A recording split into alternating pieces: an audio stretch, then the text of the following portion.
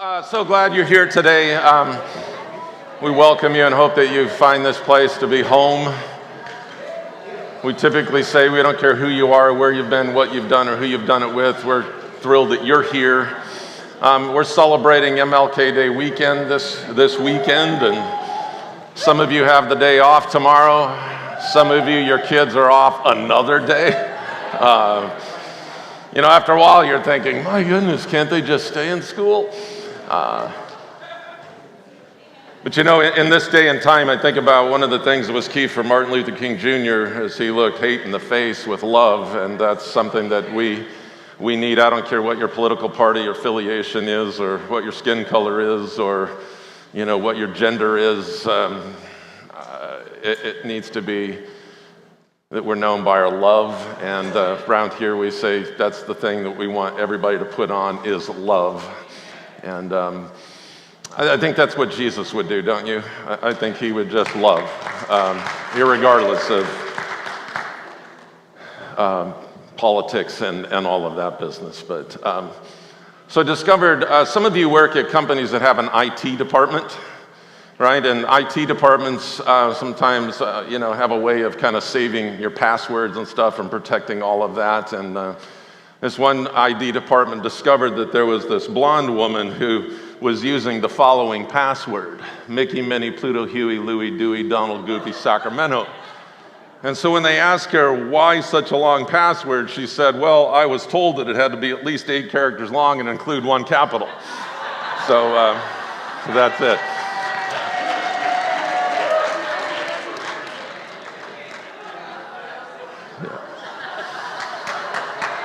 So some of you might go home this afternoon and change all your passwords, Nobody's going to get that one, right? And just one for you to chew on. Did you know that a handshake means something completely different to a cannibal? Now, you'll have to think about that one, but eventually, you'll get that. That's one of my all-time favorites right there. I shared that with my family at our Christmas dinner. It was a wonderful, wonderful thing. So last week, we talked about our energy levels, and we were looking at a bucket, and we were kind of making a determination where our energy levels are at. There's probably a few that would say my energy level is at the top of that bucket, but most of us would probably say our energy levels are completely depleted. And I said that the closer your bucket gets to empty, the easier it is for exhausted you to actually kick the bucket. But the closer your bucket gets to full, the easier it is for energized you to live life to the full. And that's the life that I think Jesus intends for us to live. So in this series called Simple Life, we're going to take it just a little bit further today. But these numbers might mean something to you: 24, 168, 52. God has given us all the same 24 hours in each day, 168 hours in each week, and 52 weeks each year. Now, it's an undetermined number as to how many of those groupings you're going to get in your lifetime, but we all deal with the same amount of time. And what is it that you do with your time? Or let me ask you, what do you wish you had more time for? What do you wish you had more time for? There's a lot that goes on in our life, right? We work 40, 50 hours a week. And then we've got to go grocery shopping, we've got laundry to do, we've got meals to cook, and we want to get together with friends on occasion, and you can't forget about exercise, you got that, and then, on top of that, you've got to pay the bills, and maybe you've got to visit some relatives or your parents or whatever that you haven't done for a while. And then on top of that, there's the hobby that you like, and then, good grief, you've got a kid, you can't forget about that, and that's another 24/7 job to add to the list, which includes chauffeuring to and from school. There's all those birthday parties to go to, guitar lessons, getting breakfast and lunch together for them, having play dates with your kids, going to their baseball games, their school assemblies, their graduations, and And then on top of that, you might even want to spend some quality time with your partner, and then some actually take a few minutes out to sleep. And it's exhausting just hearing about that. We all probably have way more to do than is actually doable, which is part of the reason that I think we feel overcommitted, overscheduled, and overwhelmed.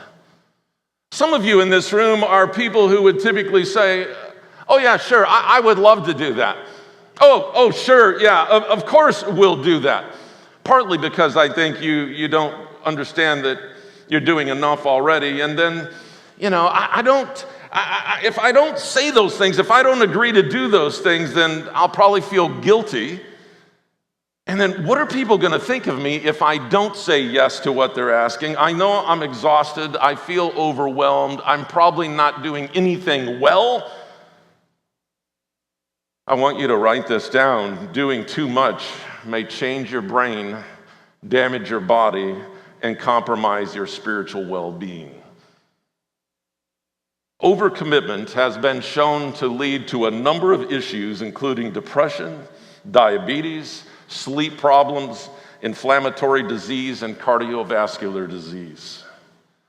Because when you are temporarily overcommitted and in an anxious state, your body tries to help you cope by making more stress hormones and chemicals that in turn end up raising the inflammation in your body. Now, in the short term, these things help muster the energy to cope with the stressor and to get you through. It's like when you're running from a bear. You want those stressors to kick in to up your speed and to make you stronger, and you want those inflammation molecules just in case there's a fight so that you could fight infection from any injury that might happen. But unfortunately, overcommitted people run like this all the time. They're always running from the bear. And in the long term, these stress hormones and inflammatory chemicals start doing more damage than they do good. Your life's probably hectic as mine is. We all live these hectic lives, in part because of the 24/7 culture that we live in. And some of this is because of choices that we ourselves make. We don't say no enough, and we say yes too often. And we mistakenly assume that we should do as much as possible. We need to just overload our schedules because in our minds, we're thinking that our busyness will bring us approval and significance. But here's the thing, either you can run your day or your day will run you. I think we all long for this simple life. We're just not sure how to get there. But if we could just agree on this to begin today, that time is our most valuable, finite resource. Reminder, each of us only gets 24 hours in each day, 168 hours in each week, and 52 weeks in each year. But many of us are so caught up into the whirlwind of life that our schedules are just, crazy. I mean, they're probably put together haphazardly if they're put together at all. And then what happens? We end up taking on tasks that are inefficient, leaving the rest of life just to kind of fall between the gaps, and it becomes crazy. Apple founder Steve Jobs used to get up in the morning, he said, and look in the mirror and ask, if today were the last day of my life, would I want to do what I'm about to do today? And he said if the answer was no, he knew he had to change something. But at least he was asking the question. The problem probably with many of us is we don't ask that question or any question even similar. But what if we were to schedule our time and schedule our days and schedule our calendars strategically? I know that might sound foreign, but in Ephesians 2, verse 10, Paul the Apostle writes, "For we are God's masterpiece. He has created us anew in Christ Jesus so we can do the good things he planned for us long ago." And so let me ask you, do you wake up in the morning and ask the Lord, what is it that you've planned for me long ago to do today? We can't take the Bible as just a book that we sit down and read for our reading enjoyment. There's truth there, and there's something that I think God speaks to us. There are things He has planned long ago for you and I to do. And one of the questions we need to ask on a daily basis is, what, Lord, is that you've planned long ago for me to do today?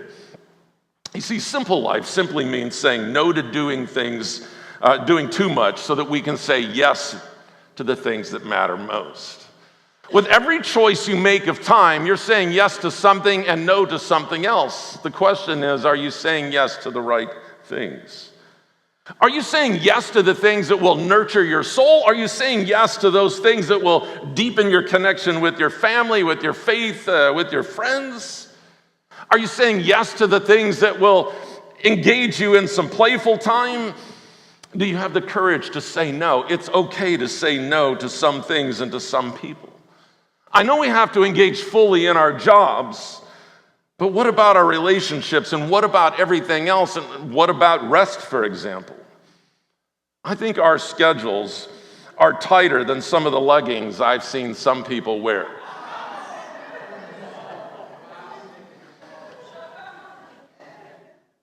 If someone can see your heart beating through your leggings, they're probably just a little bit too tight. And I think these leggings started out as something to wear with a long shirt or a skirt. I've told this before, but a few years ago, Cindy and I were in Vegas. We're not gamblers, we're just professional eaters. So we were at a buffet, and I wasn't at the same location of the buffet that Cindy was, but she was standing there, and this guy that I'm pretty sure was visiting from the South looked at her and then looked at this other woman standing at the buffet who had on some leggings much like this. And he looked back to Cindy and says, "That looks like a can of biscuits fixing to explode." That goes down as one of the funniest things I've ever heard anybody ever say. And so periodically we'll be out and about and we'll say, "That looks like a can of biscuits fixing to explode." If your schedule and your calendar looks like a can of biscuits fixing to explode, then there's a problem. You know, if there's no wiggle room and if there's no margin in your schedule, then there actually is a problem. But without conscious intervention, this chronic pattern of overscheduling will continue to ensure that the priorities you care most about will take a backseat to the urgent priorities of others every time.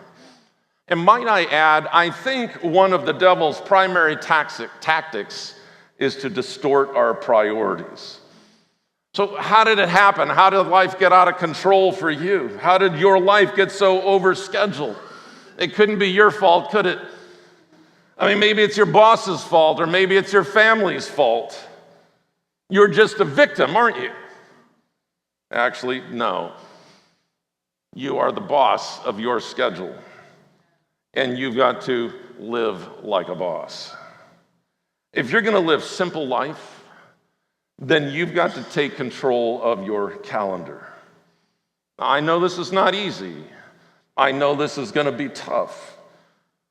We've tried it before. We've probably all bought planners. We've probably all bought calendars. We've probably downloaded calendar apps. We might have even taken some time management classes, but it doesn't seem to have helped. But what if, as of today, you could grab hold of your calendar like a boss? And what if, like a boss, you could turn your schedule into a powerful tool that will help you to live out your end game priorities? And what if making better scheduling choices could make you grow and thrive as a Christ follower? What if making better scheduling choices could help you to become a better you, to become a better spouse, a better friend, a better son or daughter, a better brother or sister? But you've got to do something We've all got to start somewhere and do something. And just one of the things on your notes says, just write down all your current commitments. Now, I know if you're following along on the app, that box is probably not going to be big enough for you to write down all your current commitments. But some of this you might have to think about later on today and just write down everything that you are busy doing. It's like spending money. Most of us don't realize what we're spending money on until we actually write down everything that we've spent money on. But simple life is going to involve well-invested hours each day. And I believe you've got the ability to harness the power of your calendar whereby you can create room for those outward activities and those inner priorities in your life. You see, your calendar is more than just an organizer for what needs to get done. It's the primary tool for helping you to become who you want to become. So as a Christ follower, I think we should think differently about time. I think Christ followers should think completely different about time. Paul the Apostle, further on in the book of Ephesians in chapter 5 writes, "So be careful how you live. Don't live like fools, but like those who are wise. Make the most of every opportunity in these evil days. Don't act thoughtlessly, but understand what the Lord wants you to do." What is it that the Lord wants you to do? I mean, what would your schedule look like if God were in charge of it? How would He have you spend every moment of your day? Again, that question, Lord, what is it that you've planned for me long ago to do today? I doubt your current schedule's really doing it for you. But if you'll take the time to work your calendar and to work your schedule, I think it's one of the holiest endeavors that you can undertake.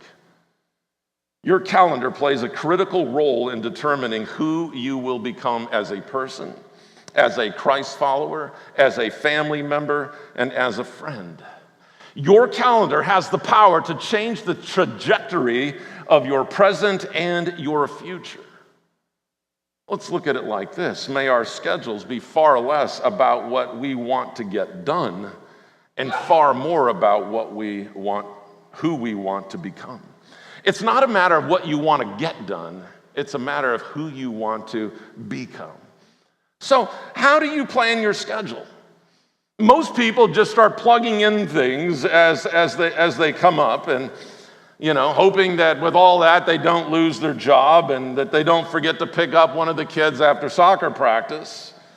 And then with all that, then we try to squeeze other things into it and hope that somewhere along the line we can get at least a few hours of sleep, that maybe we could possibly even have a meal or two with the family. And so then we feel like if when I lay my head down on the pillow at night and go to sleep and I was able to accomplish my to-do list and still be living, I consider that a success and pray, God, give me the strength to do that again tomorrow. So what does your schedule include? Does your schedule and does your calendar include your non-work responsibilities? How comprehensive is your schedule? And how much do you involve God and prayer and the wisdom of the Holy Spirit when you're putting together your schedule? Or are you the person that's just trying to crank out more and more activity and try to cram this more activity in the same amount of time? Remember, we all only have 24 hours each day, 168 hours each week, and 52 weeks each year. We all get the same. And I'm guessing that God gave us that because He knew that that was adequate time to accomplish everything that He had planned for us long ago to do today and for the rest of the week. How many nights are you home each week? How many times do you sit down with your family for dinner? If it's only one night a week or less, I'm not sure that's enough. I think it's okay to put HOME on your calendar. I think that's okay. I think it's okay to elevate home above a lot of other important, quote unquote, important things. Because your decision with how you spend your home time will have generational implications for your family. There's a lot that you can become based upon what you put on a calendar page. You've got to have more on it than just your work schedule. You've got to be proactive. But simple life will never be achieved without clarity about the big picture target of your life. What is that big picture target for you? To create a schedule that reflects your most important life goals, you've got to begin with the right question. But here's where I think we get messed up. The question is not, what do I want to get done in the next 30 days? That's not the right question. That is a question, but not the right question. A better question to ask is, who do I want to become in this next season of my life? And once we can answer that question, then our calendars and our schedules are great tools for helping us to accomplish our life goals, both interpersonal and practical. Your schedule might reflect that you're taking a college class at night so that you can better yourself in your career, so you could get the job that you've always wanted to get. But you've got to schedule things. I read where American novelist John Grisham was an attorney, but he hated his job. All he wanted to become was an author, but he didn't know where to begin. He didn't actually know how to do that. And so finally, he decided to write the word write, W-R-I-T-E, on the early morning squares of his monthly calendar. And Grisham said to himself, I'm going to get to work 60 minutes early each day, and I'm going to write just one page per day. And that's what he did. And today he's one of the most prolific writers of our time because he scheduled something. Each of us can utilize our calendars and schedules to ensure that each square on our calendar is centered on things that actually matter most to us, rather than being consumed month in and month out with the same time suckers that leave us feeling overscheduled, overwhelmed, and exhausted. So what I want us to do is I want us to use the framework from the teaching from last week as I talked to you about 6 bucket-filling streams. I think these 6 bucket-filling streams are 6. There's probably more for you, but I think they're values, at least for me, that you probably share as well. And I want to look at these 6 as to how they relate to our calendars and what we can do about them. The first one was this: connecting with God. Did you know that Jesus spent time in prayer and studying of the scriptures? In Mark 1, verse 35, the Bible says, very early in the morning, while it was still dark, Jesus got up, left the house, and went off to a solitary place where he prayed. Now, what about you? What about you? What do you do with this? What about your time alone with God? What about your tag? You see, when people say, I wish I could feel closer to God, or I wish I could hear from God like other people do, I start wondering about the personal connection those people have with God. I guess the question to ask a person like that is, how's your daily time alone with God? And if their answer is, I don't really have daily time alone with God, then that's probably part of the problem. We've all got to get to the point where we spend some quality time with God every day. It's like I said last week, it's finding some time to sit in a chair. For my wife and I, it's on this love seat in our formal living room, and every morning, that's where we meet God. This time of the year, it's with a little space heater. She likes the heat, I like the white noise, and it's just sitting there watching the sun come up and our block becoming illuminated from darkness to light. For you, it might be sitting at the kitchen table. It might be sitting at the snack bar. It might be sitting outside on a bench in your backyard, or it might be what you do on a walk around the block or in the hills. But where are you spending that time alone with God? That place that you've committed to meet with God every day. He shows up. The question is whether you will. And at that point in time, are you opening up the Bible and reading it? even if it's just for 15 minutes a day, reading the Bible and considering how that might apply to your life, and then spending some time in prayer. In that 15 minutes, you could read through the entire Bible this year. In that 15 minutes, you can communicate with God and get your day set on the right foot. In that 15 minutes a day, you can get to know God in ways that you never imagined or dreamed that you could. Now, for some of you, this has never been a factor in your life, and so 15 minutes sounds a little bit overwhelming. What if you, just starting out, would commit to 5 minutes a day in order to begin to get yourself into a daily routine? With these 15 minutes, with these 15-minute blocks of tag on your calendar, it will change your life. You can take your calendar and schedule in, whether, like for me, it's around 6 a.m., so at 6 a.m., it's time alone with God, and put that in your calendar. You see, that is helping me to become who I want to become in this season of my life. It's not just another thing to do. It's helping me to become someone that I want to become. The second thing we talked about last week was engaging in church. And you've probably heard me say this, but as a pastor, I'm struck by how often I hear people say, man, I almost didn't make it to church today. Now, typically that comes after a person's been there, they've experienced something, they've encountered God in the service, and then they're thinking, man, you know what, I almost didn't come. When I hear those words, I'm like, really? What, you got up and you flipped a coin to determine if you were going to come today? What's foreign to me is that church is not on a person's calendar. Now, I know you're thinking, well, you're the guy that primarily speaks up there, so you probably should have that on your calendar, right? Others of you are thinking, it's your one day a week to work. Certainly you would have that on your calendar. But whether I was the pastor here or not, I would still have church on the calendar. Whether for you it's 9 a.m., but for others it might be 11, but that you would have that on your calendar. And it's heartbreaking to me also when parents don't commit themselves and their kids to weekly church attendance. Apparently, families are flipping coins, and oftentimes church loses out.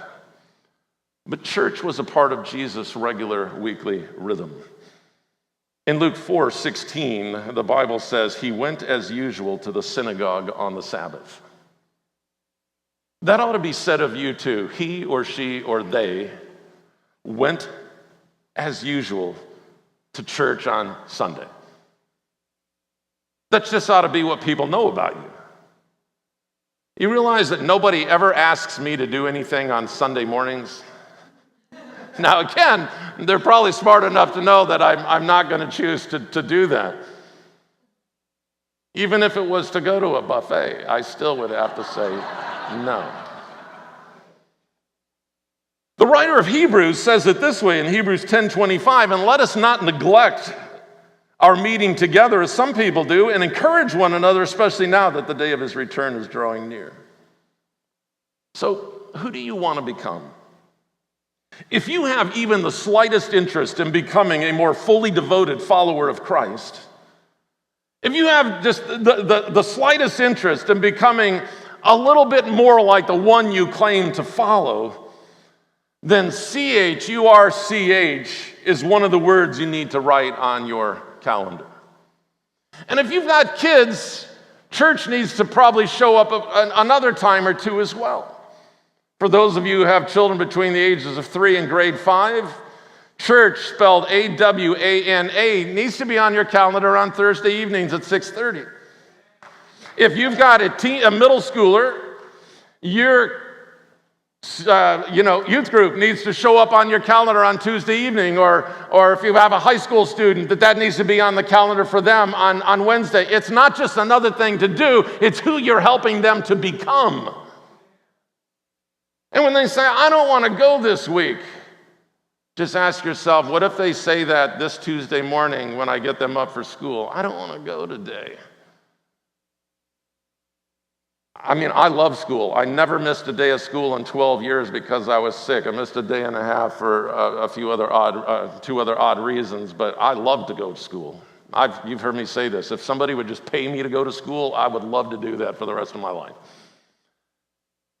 You're not going to let your kid wake up on Tuesday morning and, I don't want to go to school. Well, if you don't want to go, you don't have to go. Because for you, school is not another thing that they do.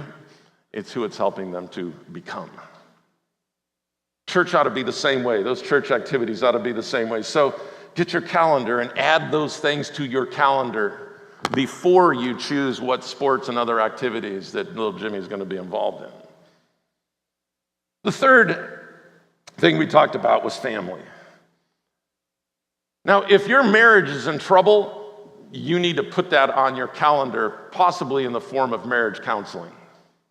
If your marriage is okay, you still need to put that on your calendar, but maybe in the form of something called a date night.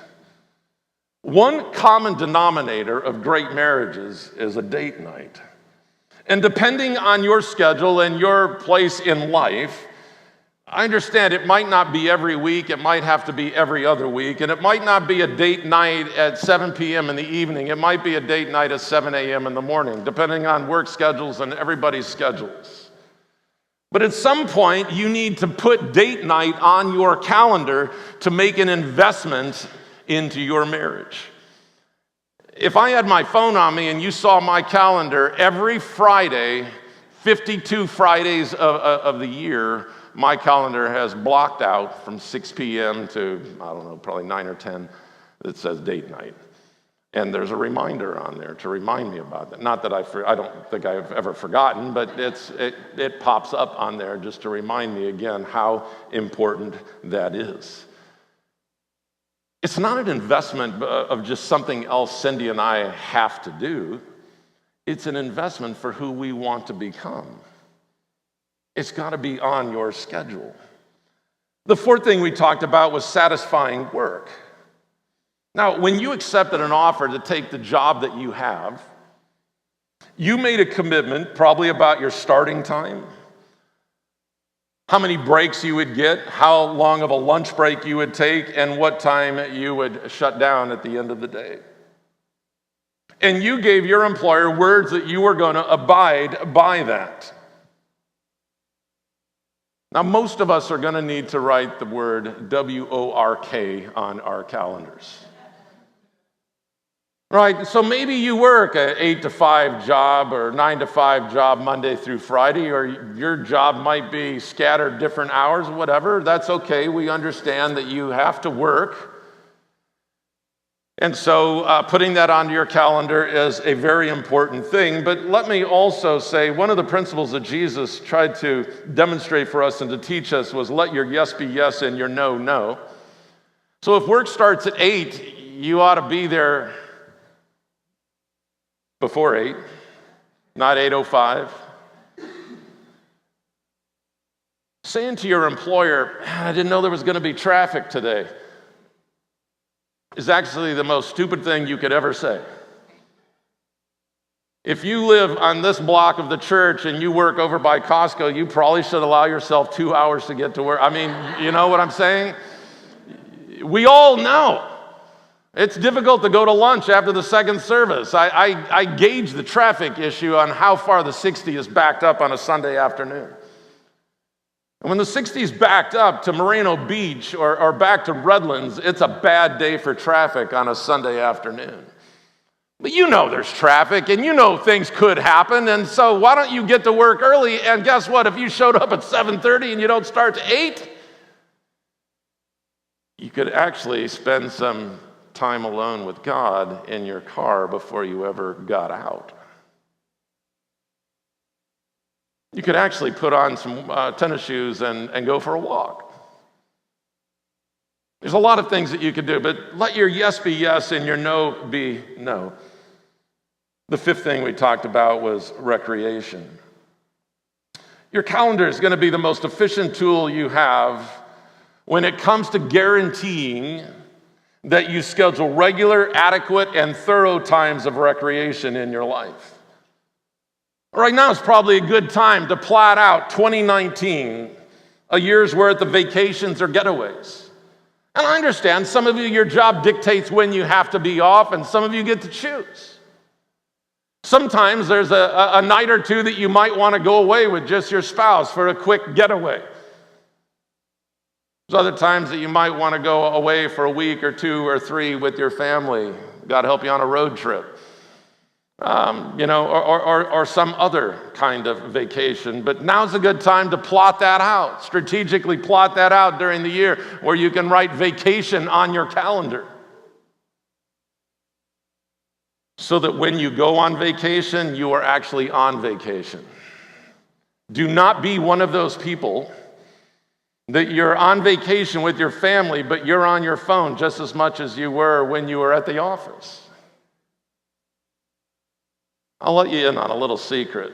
No business is going to collapse because you were gone for a week or 2. You're not that important to your job because if they fired you tomorrow, within 2 weeks, they would not even remember your name. Don't sell yourself out to something like that. Sell yourself out to something that's even greater and put some time on your schedule to get away where you can disconnect. I love it when we go away, when we leave the country. I'm too cheap to put a plan on my phone to actually call somebody back here. No. I'm not paying $1.79 a minute to talk to my kids. There's no way. Just the way it is. As my son says, so you guys will be off the grid for a few weeks? Be off the grid for a few weeks. If we die on the ship, I'm sure they'll contact you somehow. But, otherwise, don't worry about it. We'll see you on such and such a day. Just be there to pick us up. So write vacation on your calendar. Number 6 was exercise. You're going to have to put exercise on your calendar and stick to it, or it's not going to happen. Nobody wakes up in the morning and goes, man, you know what? I just want to get out there and sweat and hurt myself, Nobody's thinking that. But like the people back there in the cheap seats, they're not thinking of the exercise as another thing to do. They're thinking about this in terms of who they want to become.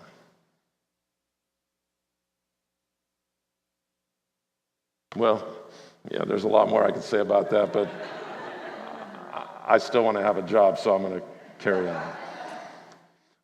1 square at a time on your calendar, you can become a different person.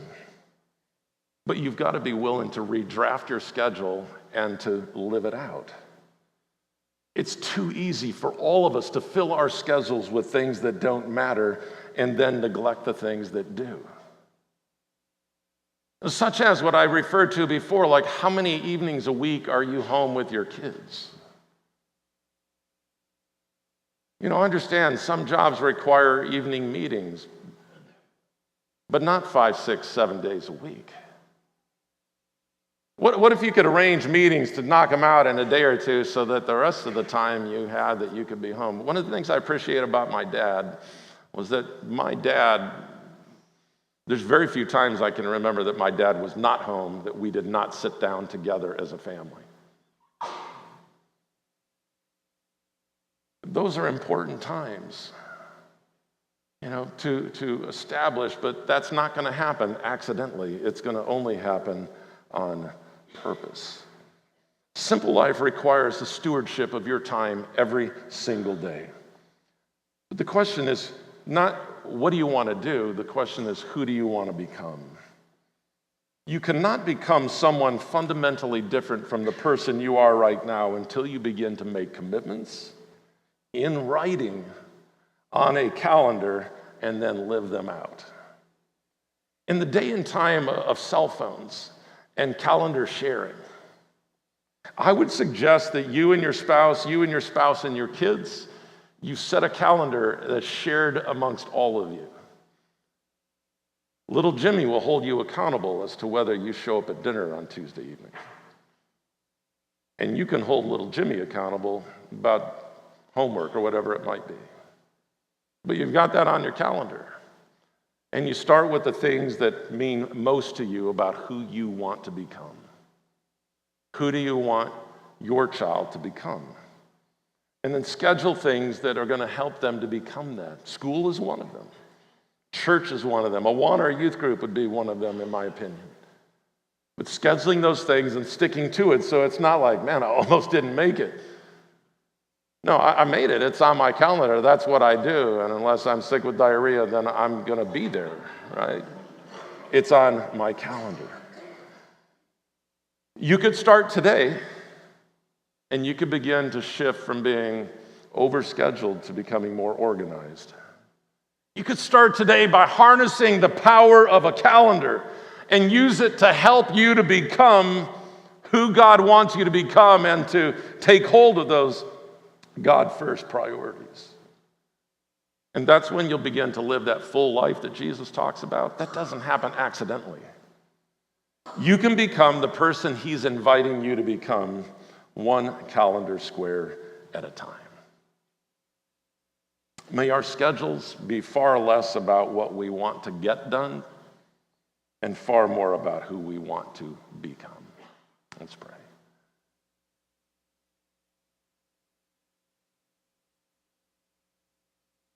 Lord, may there be no one in this room that thinks scheduling and calendaring is not a spiritual and holy thing to do.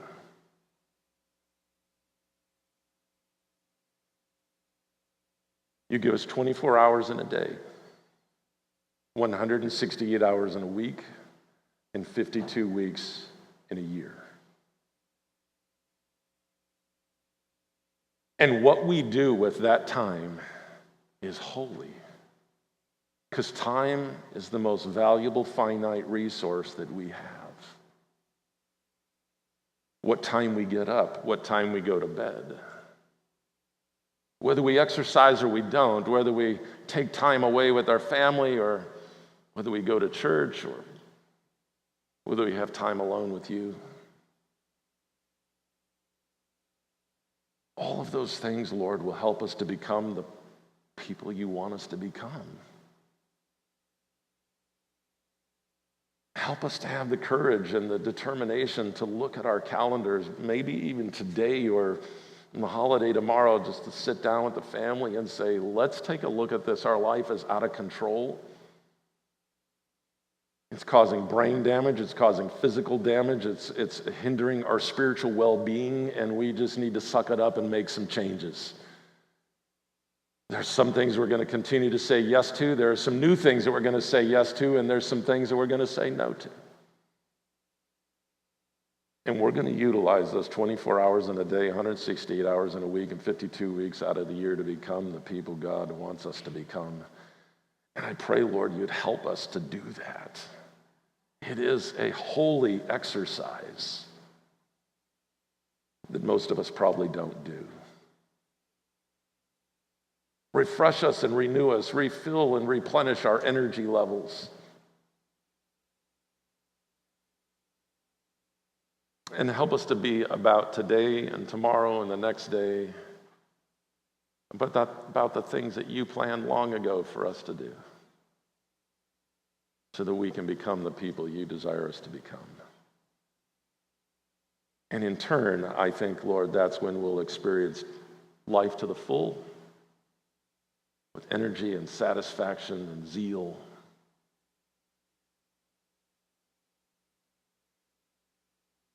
I just want to encourage you to think of just one thing, one change you could make to your schedule. One thing. And for you, it might be getting up an hour earlier or half hour earlier, or it might be planning a week's worth of meals on a Sunday afternoon. It might be committing to your spouse that this particular time, these 2 hours are going to be a date night for us, or a date day, or a date morning. But maybe this is going to be the couple of days we go away, just the two of us. This is the week we're going to take our family on a trip.